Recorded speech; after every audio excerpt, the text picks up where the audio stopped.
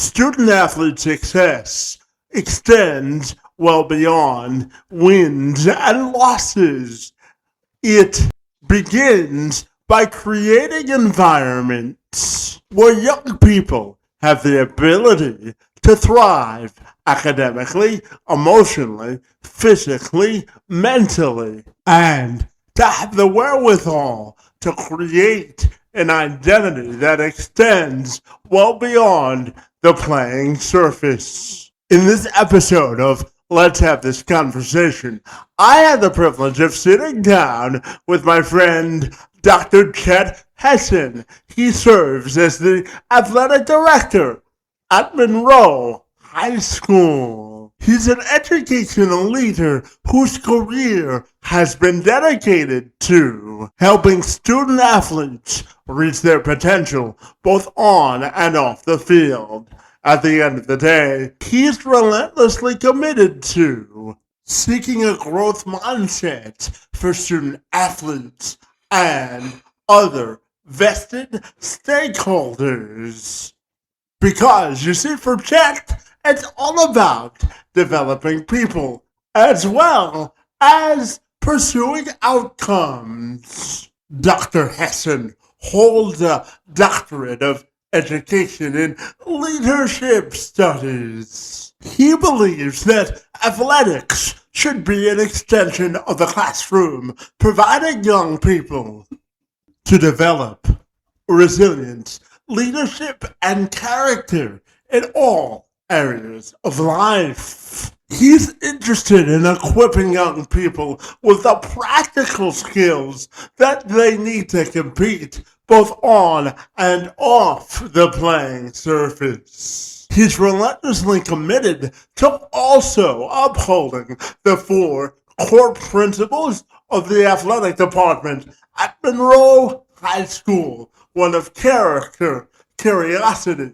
courage, health and well-being, and emotional intelligence, also centered around the entire philosophy of thoughtful teaching and learning. Before joining Monroe High School and coming back home to lead an athletic department that is near and dear to his heart, Hesson served in the Bowling Green State Athletic Department as Senior Associate Athletic Director of Student Experience and Deputy Title IX Coordinator, where he oversaw student-athlete services, mentorship and life design, strength and conditioning, mental health services, sports and nutrition, while also serving as the sports administrator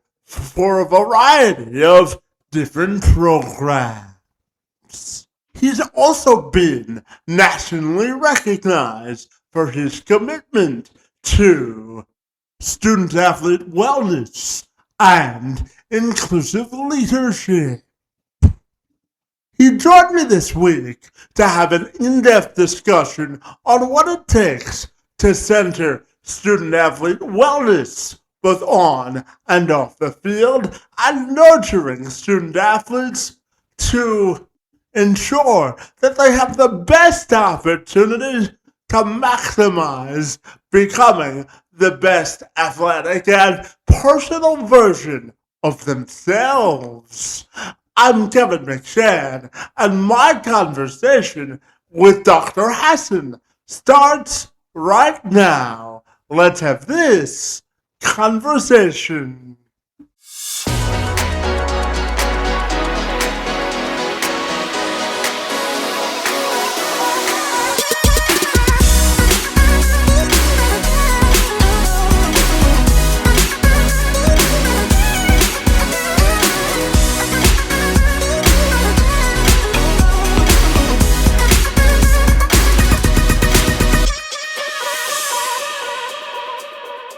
Chet, if you're ready, I'll take a moment to welcome you to the program, my friend, and I'm super excited to learn about your approach to athletic leadership. It's great to see you, and happy Wednesday to you, my friend. Happy Wednesday to you as well. Absolutely. No, I know that your leadership philosophy when it comes to athletics is all about,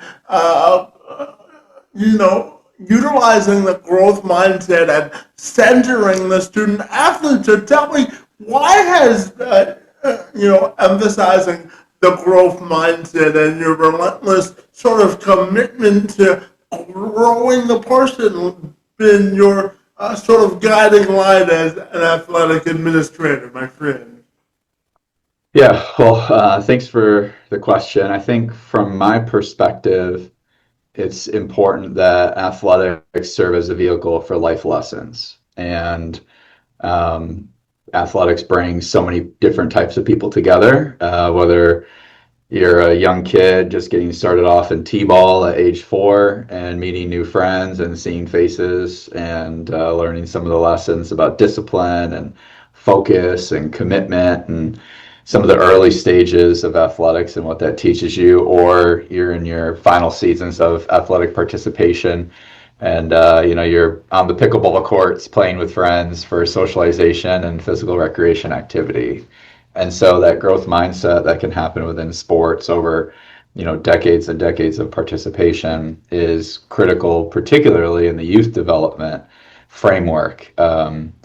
Kids want to be active, they want to play. Oftentimes that can lead to the best opportunities for learning, as opposed to oftentimes sitting in a desk and being in front of a classroom and having somebody lecture to you. So it's important to have coaches and teammates and mentors around you to focus on that growth mindset so that our adolescents, when they're engaged in sport, can focus on having fun and learning through almost osmosis and being a participant in what their coach is telling them to do.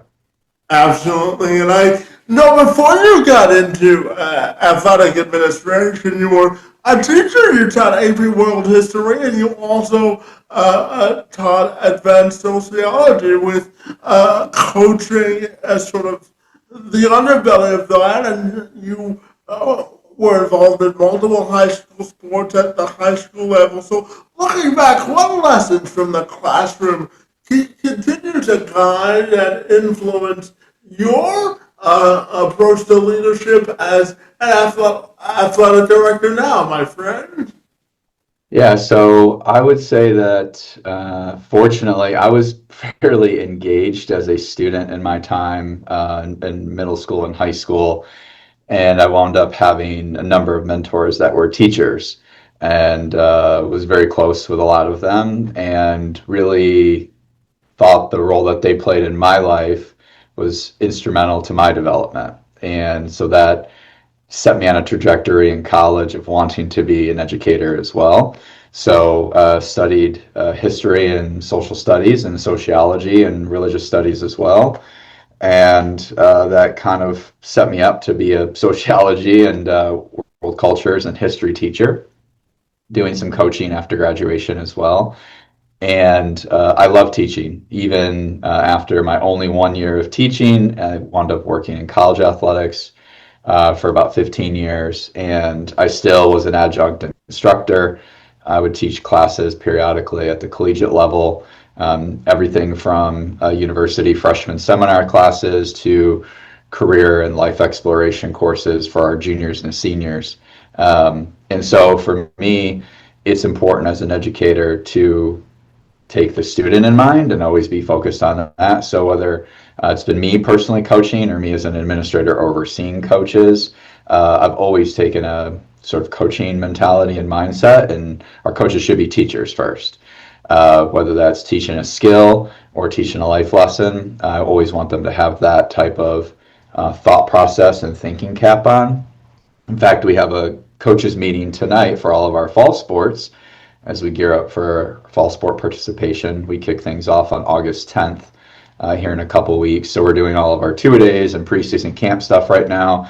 And we just need to take a moment with our coaches to have a conversation, let them breathe and understand, like, you are educators. We want to focus on all the skills, but it's also important to focus on the human being and make sure that we're building that community within their team for cohesion so that late in the year, when stressors arise, they're better prepared to emotionally handle those challenges as well. So that's a critical component for me as an educator, is to think more holistically about the growth and development of the student athlete, and not just simply the X's and O's. Those are important. You need to know the game, right? You need to know ball, but you need to have the other elements and the soft skills that oftentimes I wind up being influential in helping the coaches understand.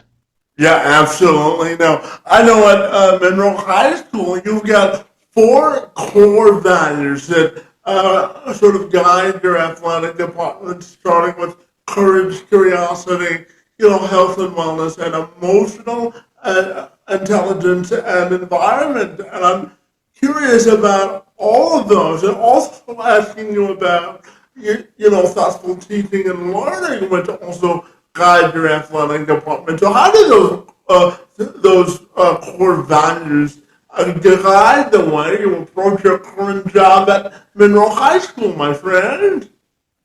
Yeah, for me, leadership, it's important to have values. So as a value-based learner, and a value-based leader, it's easy for me to lean into those values because I truly do believe in them. And so for our coaches to recognize what they are for our department, we started an award that each one of our coaches selects a recipient of somebody from their team that lives those values throughout the year. And those are the types of leaders that we're looking for to try to develop within our athletic programs. When I think about courage and curiosity, oftentimes values are just one single word that we throw on a wall that doesn't necessarily elicit a feeling or an adjective or an action, right? So when I think about courage and I think about curiosity, those are elements that, whether it's sports, in an athletic trainer, strength conditioning coach, a principal, a superintendent, a parent, an alumnus, a youth kid coming to a sport program over the summer, those are values that I want them to be curious, ask questions, think about what you're doing and the why behind what you're doing it for.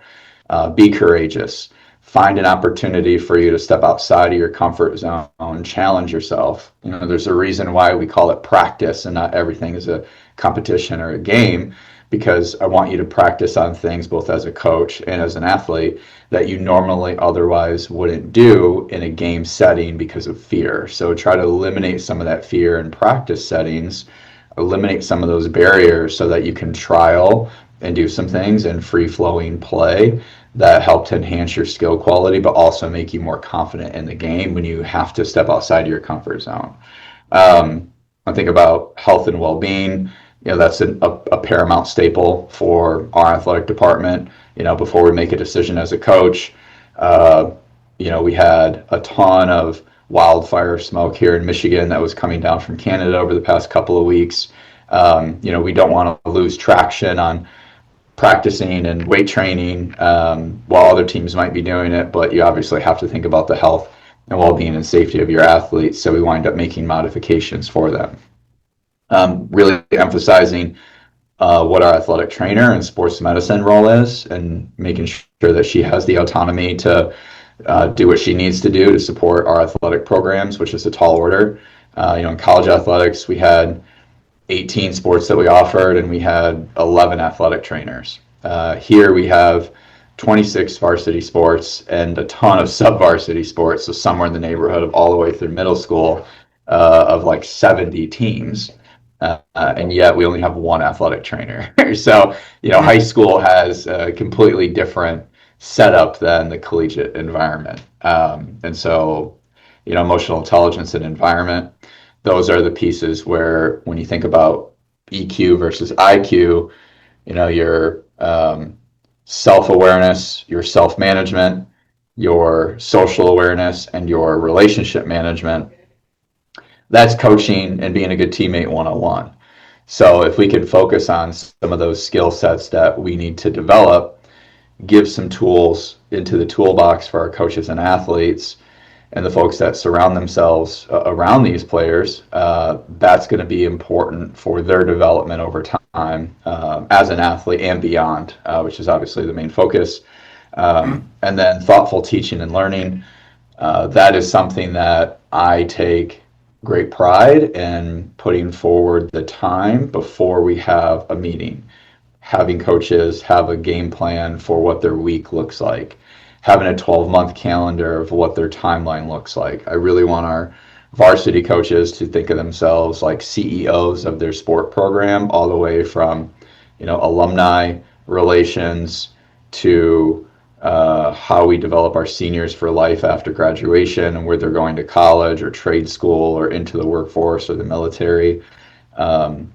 Youth and sub-varsity program development and camps and clinics and community engagement, fundraising. All of those elements are part of that holistic approach of thoughtful teaching and learning so that we can educate our athletes, our community members, our alumni as to what's going on. And it's a tall order.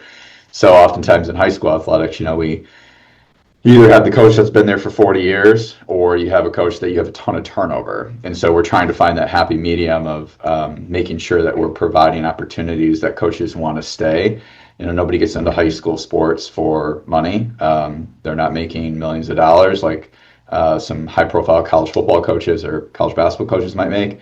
So it's important to think about the experience that the coach is having as well, because that directly impacts the experience that the athletes have.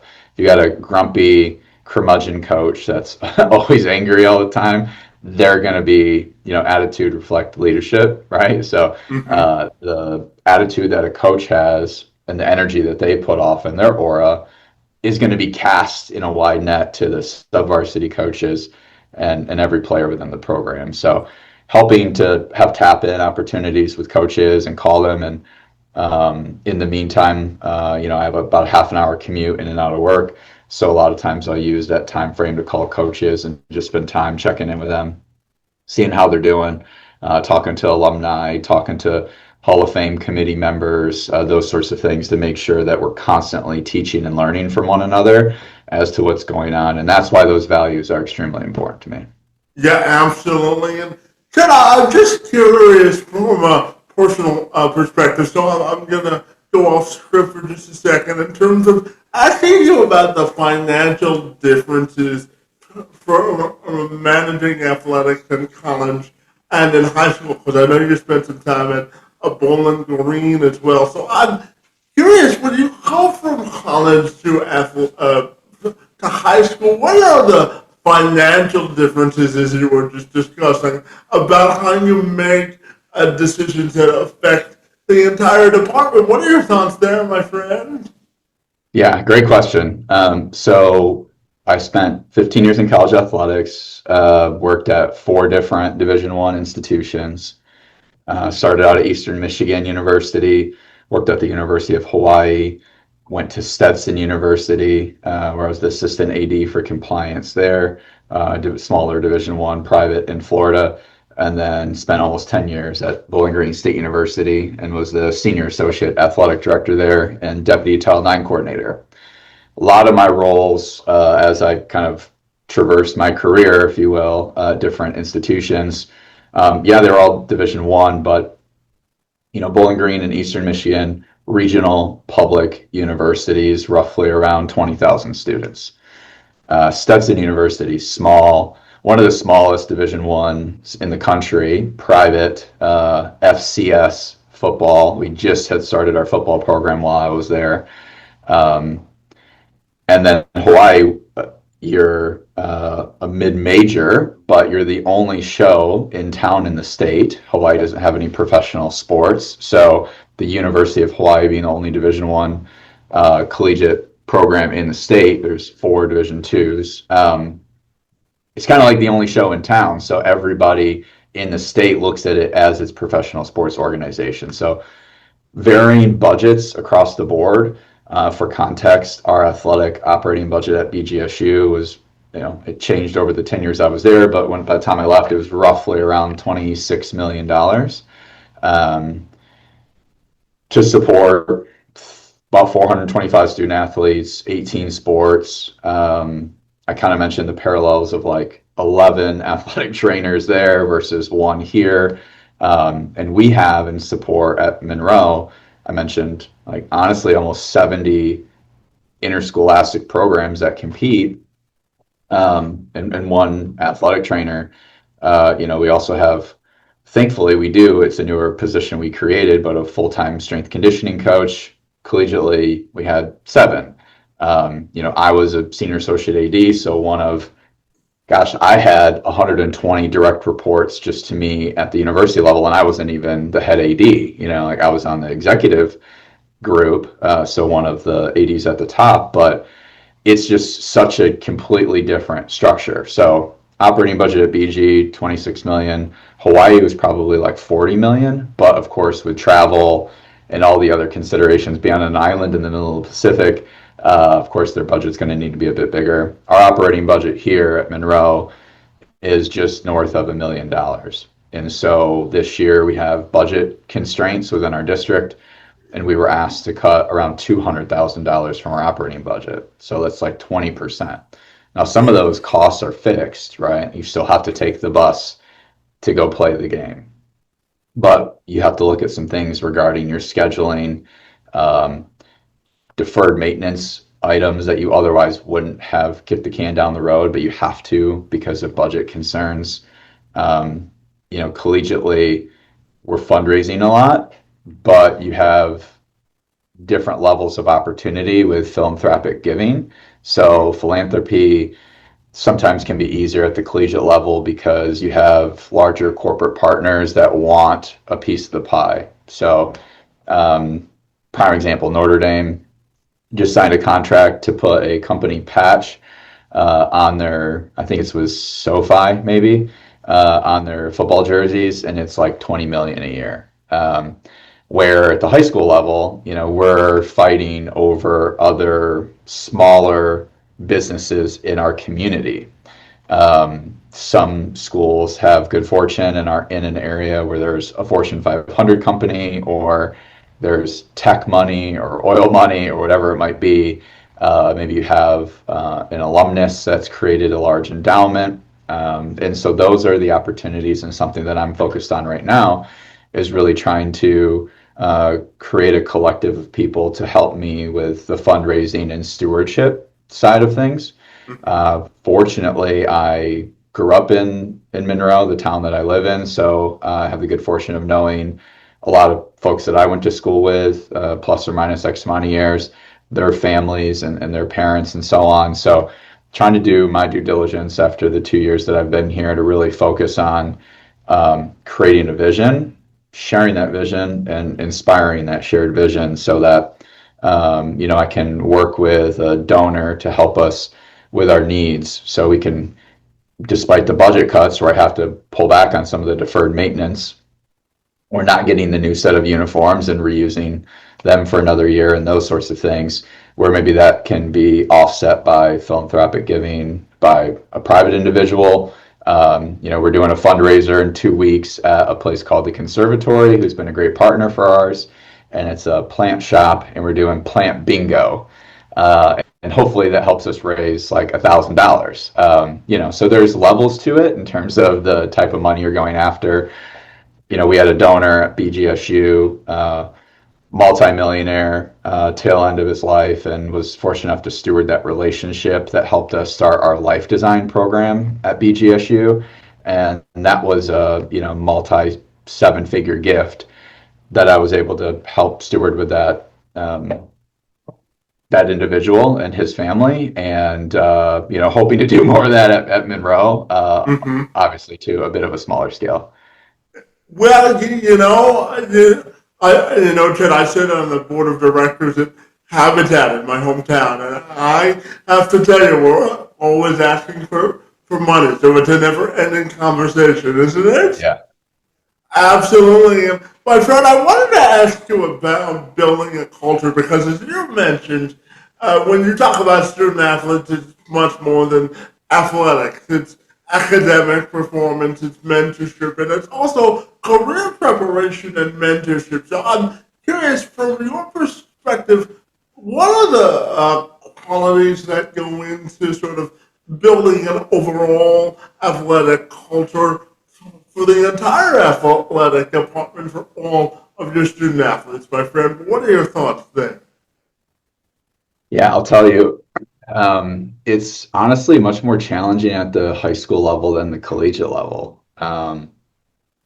There's so many more athletes at the high school level, so many more coaches.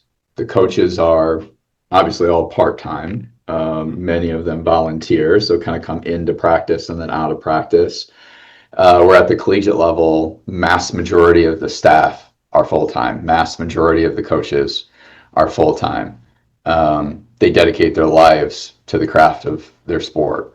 It's their career. They absolutely love it. And so, in the collegiate space, I could host workshops with our athletes and staff. I put on and led a lot of our HR trainings, developed a lot of leadership development programs, everything from We Are One Team, which I think we're going to talk a little bit about later, to the Emotional Intelligence Leadership Academy that I put together for our coaches. And it was easier because I could tell, hey, everybody, no practice at 7 a.m. on Wednesday. We need all of our, 150 coaches here for a training at X time. I can't do that at the high school level. All these people have other jobs, they're all over the place. So, all of our trainings are at different time frames because we don't have the facilities to sustain 5 levels of football practice and 3 levels of soccer practice on the one field that we have. So collectively, it's really hard to capture the audience all at once. So that's been something that I've honestly struggled with, where we had implemented my first year leadership and development curriculum. It was modestly adopted. I would say a quarter to half of our coaches really bought into it. And I just couldn't really get my arms wrapped around how to best communicate and facilitate that dialogue and conversation with them. I have a number of other ideas, and I think, the summertime is really going to have to be the focal point for those sorts of in-depth trainings. I'm also looking at sort of like a once a week, once every other week book club where we can read a leadership book and, kind of distribute it out to the department and let coaches kind of come and go. I used to run these sessions at BGSU that were coffee and conversations, and we'd have a topic or two and just invite coaches to come in and talk about it. And they would brainstorm ideas and share amongst one another. And again, I'd really like to facilitate that. At the high school level, it's just the timing of like trying to get the commitment for coaches that have so many other things pulling on their attention. We are partnering with a local organization heading into the fall. The group is called Men on a Mission, and it's a group of mostly former Monroe High School alumni. And the idea and concept is I've put together a roadmap from a leadership development curriculum standpoint that's 12 weeks. And the idea would be that these more seasoned adults, many of them are either approaching retirement age or they are retired, that these men would then mentor like varsity athletes at the high school level. And we'd pick 12 kids to be a part of that program. And then we have a late elementary school building that's a 5th and 6th grade building. And we would then have 12 5th or 6th graders that would be part of that mentorship program. So you'd really have those 3 demographics where they would come together for a 12-week stretch. They'd have a common read. Most of it would be to develop that 5th and 6th grade demographic to help curate some curiosity out of them and get them in a position where they're more curious about being a leader and what it takes to be a leader. And then using the varsity athletes as the role models and the older adults as folks that can provide some life lessons and perspective. And I'm really looking forward to that. We actually have a meeting next week to tease out some of those details and select our participants in that. So that'll be really the first crack at a bona fide in-person leadership development program, and I'm hoping that goes really well. But that's a passion of mine, as I mentioned, from my teacher training background and leadership development that my doctoral work was in. Leadership development, that's what my doctorate is in. And I think we'll talk a little bit later, but my um, dissertation topic was on student athlete experience to predict mental well-being. And a lot of those components and what I learned through that research is these sorts of leadership development programs that wind up being more impactful to the experience of an athlete than anything that you're doing from a training perspective. You'll remember the mentor, you'll remember the experiences that the athletic department creates, the conversations that you get to have with other athletes, and using athletics as the vehicle to deliver that programming is such a powerful instructional tool. So, yeah, I'm looking forward to that program this fall. Yeah, absolutely. And you answered part of my next question in your last answer, so I will tweak my next question. I wanted to ask you about departmental unity, and as I mentioned, you answered part of it. So I'll flip the question this way. I'm curious to ask you about how unity in creating a department buy-in and then creativity are interconnected, and certainly at the high school level, as you were just mentioning, you have to be more creative. So how do you think those two things are interconnected? Yeah, so the Unity piece is imperative. You need, I think of our programs oftentimes as like vertical structures that have a column at the top. Think of like a coliseum, right? You have all of your vertical structures, and then you have a band that connects all of those vertical structures at the top.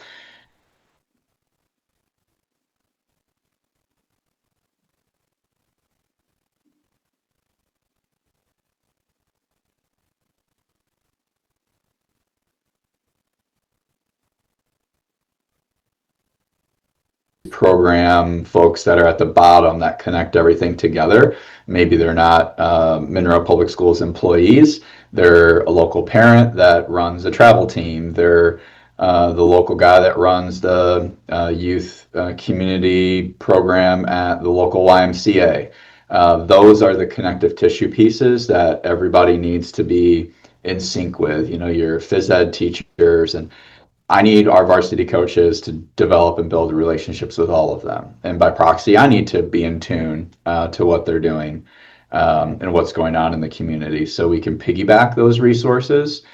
We can help out one another. We can develop those kind of mentorship programs. Our basketball team did a great job with Coach Andre Smith the past couple of years of developing a mentor program at that 5-6 building that I was mentioning, where those kids and our varsity players would interact a lot. They'd go over there, do some reading, and then those kids would come to our basketball games, sit with a mentor, get a behind-the-scenes look in the locker room, and listen to coach give their chalk talk before the game would start, and really feel like they're part of the program that hopefully stewards their interest and desire to be a basketball player when they get into high school and find their love for the game.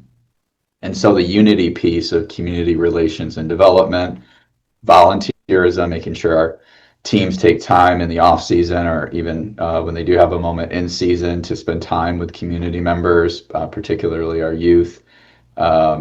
Provide service opportunities for those in need in the community. We hand out a ton of meals in the summertime at some of our elementary schools, and our teams participate in packaging those meals together and finding other service opportunities. So the creative nature of it, as opposed to the collegiate space where, you know, I could have started and we had a, Bowling Green social club that me and a couple of colleagues put together, and once a month we had a social function that we would host, invite community members to interact with our coaches and our staff, and it'd be at a local pub, a local eatery, a coffee shop. Those were really well received, and we'd have attendance at those and people talking about the hot topic in college athletics, or what was going on locally at the festival this weekend that they were interested in participating in. So, the crossover there, and having your coaches, in terms of a life lesson, one of the things that mentor of mine, Dr. Michael Brown, had always shared was like, be more interested in other people than trying to be interesting for other people. And so it's important from a leadership perspective to not be have a sense of isolationism of like everybody come to me. So I really like to get out and meet people where they are, do fundraisers off campus, connect with business leaders at their place of work. Certainly, have people come to you as well, but it's a give and a take, and learning about other people's experience and being curious about their experiences can help to build those relationships and unify a community as well. Yeah, absolutely. And so I want to talk about relationship building because, well, no matter what profession you're in, and certainly in high school athletics, you've got to do a lot of relationship building. And I'm curious about collaboration and relationship building because when you are an athletic director for a high school, you're much more than an administrator. You're developing people from a mental health, social, and mentor perspective. So, how do you look at relationship building and really developing the entire athlete? And what lessons do you hope they take throughout the rest of their life that you're instilling in them in high school? I'm curious to get your answer there, my friend. Yeah, the relationship piece is paramount. And I'll even take it a step further because oftentimes, as a high school administrator and even college, college I was a bit more forward facing with our athletes than I can be at the high school level because You've I'm got more, right? I'm spending more of my time focused on the adults in the room and helping them be prepared to serve our kids. With as many coaches as we have to hire, that alone is enough time to keep somebody extremely busy. But I think about relationships of like how close I have become with our custodial services, our operations, our grounds crew, the folks in technology, the auxiliary services that we provide to our athletes, whether it's food services, because we're feeding our athletes before they go to competitions, and our partnerships with these third-party entities, the vendors that we use for purchasing equipment and materials and supplies, like those relationships are paramount to positively impact the experience of our athletes. Me having a great relationship and getting a good deal or quick service or being able to call somebody and fix a piece of equipment, the behind the scenes work, right, is just as important as the soft skill stuff oftentimes. So, Yeah. if you can't raise and lower the basket because the electricity, the circuit breaker keeps breaking, that's going to affect your experience as an athlete and your ability to practice and train and what practice looks like for you. So being able to quickly get on the phone with the local electrician, get them to campus, fix the circuit breaker before practice happens so that the athletes never even know that, there was an issue today. Those are the things that you walk in the gym, you see the hoop blower, the kids playing on it, and you're like, that's good. I'm glad that worked out because they'll never know what happened, and that's great. So there's those relationships that are imperative. But then to your point, we had started an internship program here 2 years ago when I started. We had never had students in our athletic department previously, and so looking to continue that moving forward. And so they help us with everything from social media development to game operations. And so, they've been students that we've gotten really close with because you see them every single day during fourth hour when they're coming for their class to your office to do the work. So I really cherish those relationships and getting to know those kids on a daily basis. Some of the athletes that, I still play pickup basketball and volleyball and try to get out to practices as much as possible. We have a tennis camp this morning and it's the last day. So I'm going to try to get out there after this call and do a meet and greet with the kids. I'll get in the locker room and give them a rah-rah before a game starts and some words of wisdom and try to hype them up. And I exercise and go into the weight room and try to catch different times of the day when athletes for different teams might be training in there, so they can see that, like, I'm a real one. I'm a real person.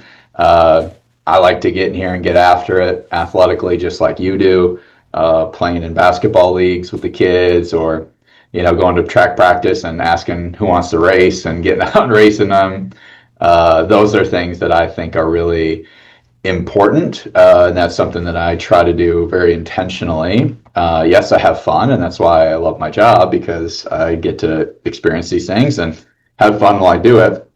But it's also with intention that I do them, because there's a never-ending cycle of work to do if you sit behind your desk, and you could never experience the outside world if all you were focused on was scheduling and facilities and maintenance, and being in your office answering emails. And you do all the things that you can, but you try to find space in the margins to make those return phone calls, to the local parent or whomever it might be that left you a voicemail earlier in the day, because you have to prioritize. You put your big rocks into the bucket first, and then the smaller pebbles next, and that helps you fit more into your bucket. So trying to make sure that I have a strategy on a daily basis of what my big rocks are, so I can put those in first, to leave time in the margins to focus on those little rocks that are meaningful and do make up a lot of the space and time that you spend on athletics. Yeah, absolutely. Now, my friend, I want to talk to you about mental health, because I know it's important to you. So the American College of Sports Medicine has identified, academic pressures and, the career sort of part of athletics, and also the demanding schedules and sort of the emotional wellness of athletes is four core principles to be concerned about from a mental health perspective. So I'm fascinated from a high school level, because I know the resources aren't always there from a mental health perspective. So tell me, how do you value the mental health and performance aspect of your athletes, and how it's connected to mental health? What are your thoughts there, my friend? Yeah, so I noted my research for my dissertation was on student athlete experience as a predictor of mental well-being. And so that was years of research and 200 pages of writing about this topic. So it's really important to me. And so my research really focused on what are the factors of an athlete's experience that we can identify through research. Therefore, we can focus on them more heavily, that will impact somebody's mental well-being. And mental well-being is a paradigm. It is similar to mental health. Everyone has mental health in the same way that they have physical health. But mental well-being is that paradigm where oftentimes mental health might be associated with like psychosis or a diagnosis, or the absence or having a mental health impairment or disease. Mental well-being is just that paradigm of like, I can laugh because you tell a funny joke, but it doesn't mean that I have good mental well-being. So happiness is not necessarily a sign of mental well-being. So it's really interesting in terms of the study of it. But back to your question on, the focus areas. So at BGSU, it was something that I was like beating that drum. Like, we have to develop a unit and a vertical within our athletic department that specifically focuses on health and well-being. My title was a senior associate AD for student athlete experience, and the verticals that I supported and had staff that worked underneath me were in sports medicine, oversaw our team physicians, sport performance like strength and conditioning. We developed and started a nutrition program, so hired a dietitian full-time to work with us. And then we had student athlete development professionals that focused on academic support, leadership development, curriculum design, oversaw compliance, so rules and regulation. And then we started this division of mental health. So we hired Dr. Danny Picar, who was the first director of student athlete mental health services for BGSU that focused with athletics. Previously, had just been a lot of partnerships with the counseling center. And she was instrumental in really developing that program. It's one of those things, as soon as you have one mental health professional that's a trained doctorate in psychology that works clinically with our athletes, you need two, and then you need three, because the demand kept growing and the programming that we were able to provide to our athletes was so instrumental. And so seeing firsthand the demand, the call for action, I also was our deputy Title IX coordinator, so having to deal oftentimes with intake for students that were in trauma situations, sexual assault and violence prevention education, partnerships with the Center for Women and Gender Equity. You start to learn about some of the things that were happening and the impact that their collegiate experience, impact of relationship development, impact of their experiences as an athlete. And unlike college and high school, or very similar, I should say, you have athletes that were the best on their team, and then 2 years later they're no longer the best on their team, right? Everyone develops at a different rate. And so whether it's athletic success or what's going on at home that's impacting your ability to play your sport, we have so many community members that, outside looking in, like, kids struggle getting to practice oftentimes because of what's going on at home. We have a large number of homeless population here in our community. We have a very high rate of those that are eligible for free or reduced lunch and are not meeting certain thresholds for being above the poverty line. And so we see and hear all of these home dynamics of kids, and to the outside eye, you don't know those things, and so you're naive to them. But if you're ingratiated in the school system and these exist, it's really rewarding, but also really impactful to be able to spend extra time with those kids to make sure they have their needs, whether it's they have a situation at home where their water's cut off and they have to come to school, and we provide them with a private, shower access so that they can shower on a daily basis. Like, I mean, the storytelling that we could spend time doing almost every day with the types of kids and their environments that we have. And, then after school, to be able to provide just an experience where they're connecting with their peers, having good mentorship from coaches. Those are the successes, right? Those are the opportunities that are so meaningful. The wins are just kind of cherry on the top at the end. And certainly we're striving for excellence in the sport, but it's those other elements of having good coaches and good mentors around to make sure that those experiences of those kids to really be a life changer for them. So they go on to the next phase of their life.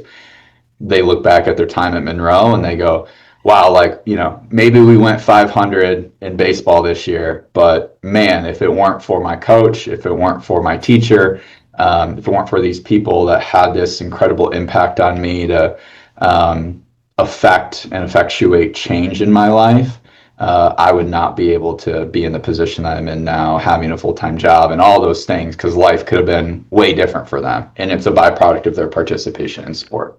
Yeah, absolutely. Chet, one of the things that I think we have a mutual synergy on is diversity, equity, and inclusion. As you know, I was born with cerebral palsy, and I spent some time talking to organizations about the importance of DE&I, and I know that's important to you as an athletic administrator, because I know when you still worked in college athletics in 2020, you were awarded the Mid-American Conference Diversity and Equity Administrator of the Year Award, my friend. And you've also created several programs having to do with diversity, equity, and inclusion. So tell me, from your perspective, why is that such an important part of your current and former work, my friend. Yeah, I think from an early stage in my life, it's been important. So not everybody, most of my dad's family are legally deaf. So my grandma, who like we lived with in a duplex setting, and then we moved out, and she moved across the alley from us and the neighborhood we lived in. And then a couple of years later, when my grandpa passed, she wound up moving in with us and spent the later years of her life living with us. And so I kind of at an early age was surrounded by a community of marginalized people, learning about their experiences and the lack of special education that was available to them. You know, my grandparents only getting through the third and the seventh grade, and then, you know, the struggles that they had finding meaningful work and being put in a situation where they were in like laborer jobs and struggling, and you know the lack of financial resources that they had, that you know that's like those are generational things that occur from a poverty perspective. And so really wanting to, and having been at a young age of being an advocate for those that were in marginalized groups or didn't have as many opportunities, or creating more equitable access for people that oftentimes don't receive that type of access, has always been something that was impactful for me. And so just finding an opportunity in athletics, of seeing how that permeates in our athletics culture. You know, I love like unified sport. I love Special Olympics. Those are incredible organizations that spend a lot of time and resources on providing access and opportunities for, again, marginalized groups that don't oftentimes get an opportunity to participate in sport. And so, you know, that transcends really more than just the, you know, hearing impaired community. You know, I've had 3 ear surgeries on my left ear. I can barely hear out of my left ear. I'm the one of the only siblings. My two siblings have great hearing. So I unfortunately got that genetic trait passed down to me. But, you know, there's all of this opportunity to provide resources for through sport.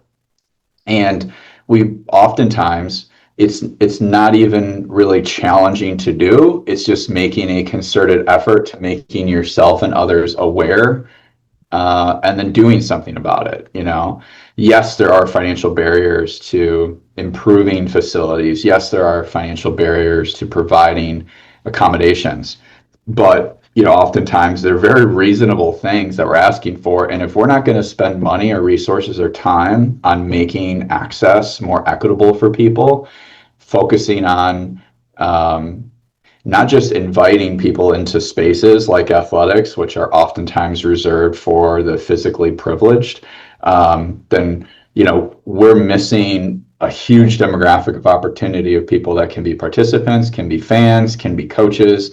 And so I'm just, you know, out here trying to do my little part in the world to educate people, to share stories, to make people more aware and knowledgeable about oftentimes groups of people that are othered, or pushed to the side because they don't matter, because they're just such a small portion of the population. When collectively, if we did that for every marginalized group, like people living with disabilities, the percentages are so high that, you know, we're missing the boat on what's really important in this life. And so, yeah, just my little opportunity to share that with anybody that's willing to listen. Oftentimes, you know, the programs that I put on have always been optional for staff and for coaches. So whether it was the EQ Leadership Development Program or We Are One Team, which focused on social justice and using sport to promote social justice initiatives, and some of those programs that we would develop for leadership development or awareness, those things have always just been something that I think I'm fortunate enough to be in a position to be able to do those things in addition to my daily job. Yeah, absolutely. And Jen, I wanted to also talk to you about empathy for student athletes. And I know firsthand that you have experience in doing that because you were an athlete in your collegiate days. My friend, you played basketball, and You ran track and field for Stanley Heights University, and you earned scholar athlete honors, and you qualified rather for national championships and graduated magna cum laude. So no one will ever accuse you of not being ambitious. I promise. Okay. That's right. Yeah. So I'm curious, how does your own athletic background help you, emphasize with athletes if they're going through something from an athletic perspective, my friend? And how do you use those moments as teaching moments as well? I'm curious, my friend. Yeah, I think, I graduated high school 21 years ago, and I would say in that time, in the early 2000s when I was in school, there were AAU basketball opportunities. There was a little bit of AAU running and volleyball, but not a lot of travel ball opportunities that started to really take shape in high school athletics and that demographic for even younger kids through the 2000s and the 20 teens. And so you zoom out now, and a lot of kids wind up feeling pressured to specialize in a sport. In college, we would see a lot of athletes that were having surgeries for overusage. Our hockey goalies having hip surgeries because they played hockey and played goalie for such a long time that they had so many hip issues, and their rotator cuffs and all their joints were deteriorating and ligaments were having damage, and we're seeing high school kids oftentimes with Tommy John surgery or these kind of biomechanical issues that exist. And so I think it's important to look at the data, to recognize that not only can diversifying your sport participation and what you're doing within the sport be beneficial for your physical health long term, but it can also obviously make you a better athlete. Research shows, just in terms of the types of athletes that earn a college scholarship or play professionally, the data shows it's that you're playing at least two or more sports through your teens. So when kids start specializing at a young age, I just, not to use my personal experience as an example, but, I think about playing soccer and baseball and, pick up tennis and, still playing a lot of adult sand and indoor volleyball and all the sports that I didn't even play in high school. And then focusing, like middle school, I think I played like football, soccer in seventh grade for the team, basketball in the winter, and then baseball and track in the spring. And at some point, and then everything in the summer. And, my mom was like, dude, you got to pick three sports next year. Like you can't play five for the school anymore. This is, killing the gas bill. So, wound up doing football, basketball, track, and then might have been a better football player than any other sport, but I was always injury prone. So I felt like basketball and track in college, and my brother was 2 years older. He went to Siena. So wanting to kind of follow him there and have that comfortability of, being around my brother and living with him was a great experience in college as well. And so, yeah, even in college, like with track, trying to be encouraged to do the decathlon, but, to be good at 10 events, I would have had to have taken a step away from basketball to focus year-round training to do the decathlon and be a multi-event guy. But yeah, through the javelin, long jump, triple jump, sprints, kind of a utility knife in my brain for basketball. I'm a 6'10" power forward, but in reality, I'm a 5'11" point guard.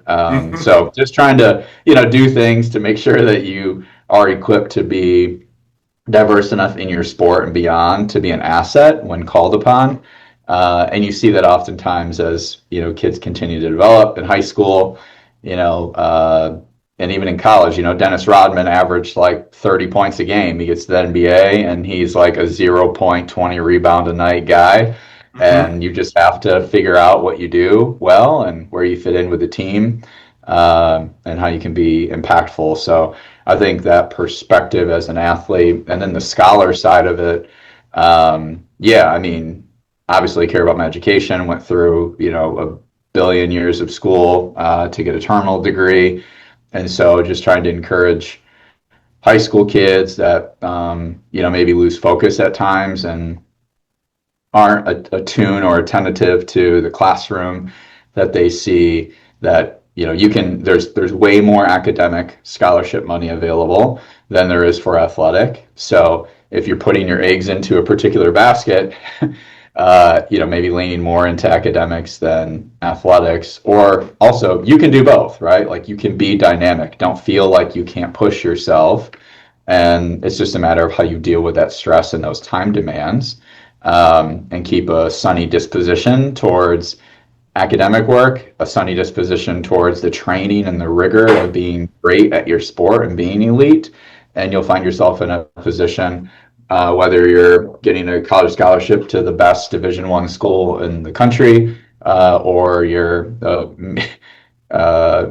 meteoric athlete like I was in a couple different sports, and you get X amount of athletic scholarship dollars for basketball and track, and then majority of what I got was academic. So you wind up going to a small private school that costs a boatload of money, but you have enough scholarship money to cover the cost of it, if you get the job done in the classroom and on the quarter field. Yeah, and I promise I've got two questions left for you, and then I'll let you get back to your day job, my friend. But I'm curious to ask you about the future of high school athletics. From everything from changes in technology to social media to NIL now in both college and high school. I'm curious about how do you think athletic administrators have to change their approach based on everything we're asking student athletes to be today in order to develop the entire student athlete both on and off the field. So what's your view on the future of high school athletics, my friend? Well, it's a trickle down effect. We kind of talked a little bit about the corporate sponsorship, and honestly, oftentimes in professional sports, the corporations owning the teams and owning the organizations, and how that's materialized at the collegiate level, where 5-ish years ago around COVID, NIL becomes a thing. That's continued to take shape big time over the past 5 years, and will continue to evolve. Michigan just passed legislation to permit NIL for our high school athletes, with some framework around it. So those aspects, I think, are just a small portion of it, because the corporatization of it, where resource development and acquisition is king. When you look at whether it be Directors Cup level at the collegiate side of thing, champions, or you look at similar versions that exist in state associations and organizations, the schools and the athletic programs that are elite oftentimes have the resources, right? They passed the $250 million bond to build the aquatic center and the indoor track and the indoor turf field and the huge weight room, and they have multiple athletic trainers, and they pay their coaches what they deserve, and they have paid assistant coaches. They have local facilities and domes and bubbles and places to train indoor year round, golf simulators, and all of these resources that in modern times, like 40 years ago, there weren't golf simulators that were ubiquitous. Now, in order to be an elite high school golf program in the state of Michigan, you have to have access to those things year round. And so the haves and the have-nots, it continues to scale out. So, you zoom back in time and you look at, Monroe High School, and a lot of people, say, well, Monroe was successful in these sports back in the day. And yes, we were, and that's great. And my goal is to get back there. But oftentimes now that comes with resource acquisition and resource development. Tennis oftentimes is based on, in golf and a lot of your country club sports, it's haves and have-nots. A lot of times inner city programs, rural programs, communities that don't have the same level of socioeconomic development or community engagement in that sport, they wind up having communities that don't focus on it, and they're not good in those sports. So it takes time to develop that. You know, if you have a pool like we have as an example that we haven't been able to dive in for our starting blocks for 25 years because it doesn't meet the standards for depth, it makes it really hard to challenge some of the people that we swim against on a daily basis and be successful when we can't even practice our starts or use our starts during a competition unless we're at a visiting team. So addressing some of those facility needs and building an aquatic center where we can host competitions, where we can train our kids in season and out of season and have youth developmental programs. That's just what we have to do. Like, if you want to be good at a sport, you have to have those resources. And so how is it evolving at the high school level? It's basically professionalizing and resource acquisition. You know, once you have one turf field, you need a turf baseball, you need a turf softball, you need a turf soccer, because that allows you to train more regularly in the preseason when the ground is frosty or whatever it might be. And so those things are the focus of a lot of high school athletic directors. It's a race to build up your arms and a facilities race to develop your athletes and create a ecosystem for them to be able to participate in and thrive in. Well, you can do anything with more money, right? No. That's right. Yeah. And you know, what you try to convince people of from a resource acquisition standpoint is like, scared money don't make money. So if you're afraid to spend a little bit, we're gonna, you know, we get money based on the amount of students in our school. So for every student that we add, it's about $10,000 from the state for resources for that student, right? Mm-hmm. Same thing if we lose that kid. So if the schools around us are investing as opposed to divesting, they're going to attract more kids. Their sport programs, their performing arts, their academics are going to be more successful. So rather than pulling back, I'm of the opinion that we have to find ways to invest strategically, financially. You know, you don't want to spend money frivolously or on things that aren't prudent, but that's where strategic planning comes into place. That's where having financial goals and having a financial plan of knowing what your resources are and making people aware of what those asks are. So when it comes to philanthropic giving, you can actually know what you're asking for and getting it back in return. So we were fortunate enough, I raised $120,000 last year in the fall to buy a video board to put up in our gymnasium so we can do all the graphics and the hype videos and the statistics. And that'll be a great thing for our community. And we're the only one in our county that has a video board in the gym now. That's a resource that we acquired that makes us different than everyone else. So when fans come to our games or athletes participate, they're getting a very unique, one-of-a-kind experience that only exists here at Monroe. Those are the things that we need to focus on to make us unique. And even though we're a public school, that's how you retain and attract talent and people into your community when they want to be a part of something that's bigger and better than what our competitors have. Yeah, absolutely. And so my final question for you this morning has to do with legacy, because as we've been discussing, you're as an athletic administrator, you're interested in developing people as well as pursuing outcomes. But knowing that this is your hometown and you're back at your hometown high school, I'm curious to ask you about your own personal legacy and your message to Monroe athletes, and one message or lesson you hope that they leave with when you talk about instilling life lessons that they can leave with for the rest of their life, my friend. So what about your own personal legacy and the legacy that you hope to leave as the athletic director of this particular high school, my friend? Yeah, I think, living a life on purpose to live a life of purpose is sort of a phrase that I really think is impactful for me, and a mantra that, if I'm thinking about, every morning waking up and thinking about one thing that can help set you on your course and your trajectory for the rest of the day to have a positive outlook on life, that is the type of espoused living that I want to have. So if I embody that, um, human beings are reflective of the experiences that they're a part of. And so my ability to impact through uh, my aura, my disposition, how I carry myself, how I communicate with others, how you care for people that are around you, those are things that have a lasting and meaningful impact. So I think that what I would bestow onto the athletes and the coaches and the people that are around me is to, again, just be more interested in them and developing them than trying to be interesting to them.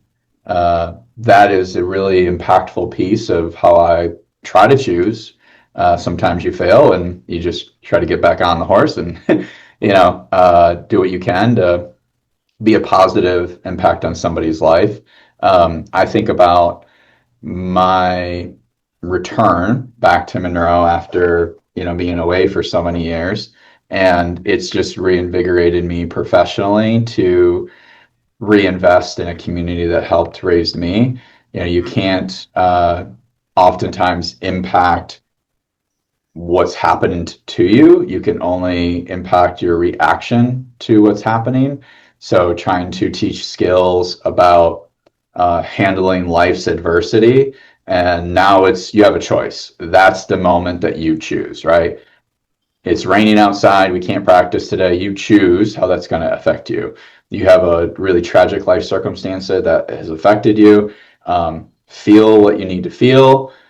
Develop a plan of how to move forward, and then attack that and choose your reaction, your attitude to those sorts of things. So those are the kind of soft skills, and where that emotional intelligence of, my own personal awareness for self-awareness, how I manage those feelings and those emotions and the environmental impacts that are happening to me, my social awareness, not just how I see myself or how I see you, but how do you see me and my relation to that, and then the relationship management of what do I do in that environment once I have that input coming within me. So that is really important for me to focus on for educating our coaches and our athletes, and that domain of social awareness and relationship management. Those are the things that are going to be impactful for them, and the lasting impact beyond, again,